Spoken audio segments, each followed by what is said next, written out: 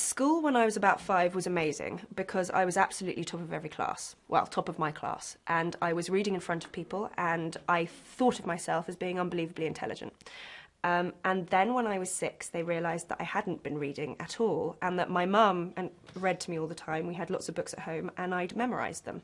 And it was only when somebody finally gave me a book that my mum hadn't read me that they realised that I hadn't been reading at all and couldn't read at all. So when I was 6, I went from being the top of the class to the absolute bottom of the class. And I still remember what a shock that was. And I still remember how I saw myself completely differently from that moment.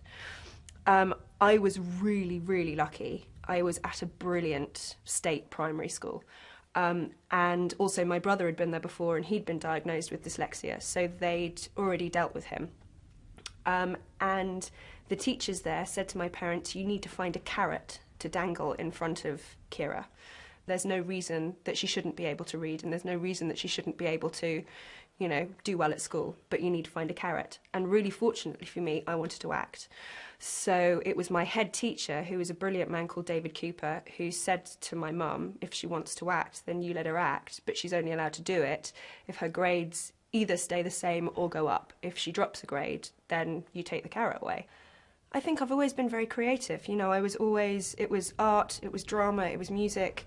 I was always very good at creative writing. I was top of those classes. It's just that my spelling was awful. Again, the teachers that I had recognised how important it was that I knew that the points that I was making and the pieces of creative writing, the stories that I were telling, were great and were valid and were interesting, and that they gave me a mark for that.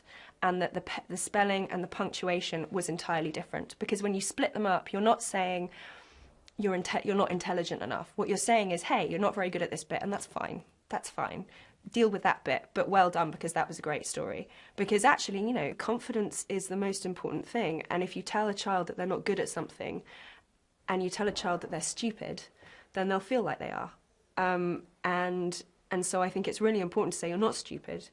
Your brain simply works differently than other people, and you can find different ways around it, and you'll be good at other things. You may not be a brilliant speller, you may not be a very fast reader, but you will learn how to read, and you will learn as much spelling as you need to, you know, but you'll be better at different things, and I think that's unbelievably important to know as a kid.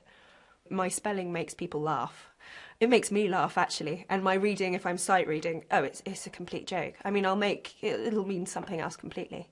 It won't make any sense at all, which, you know, for what I do for a living was quite difficult, because if you give me a page of dialogue now, I can just about do it, but I mean, it jumps about, and, you know, it takes me a while. I really need to learn it. I need to sit with it. I always have to say, you cannot give me a rewritten scene on the day and think that I'm going to be able to perform it well.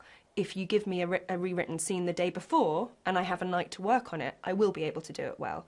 I think I was really lucky that it was diagnosed when I was 6. So that early diagnosis was key to absolutely everything. So I think probably because of my dyslexia, my work ethic has always been really high, you know.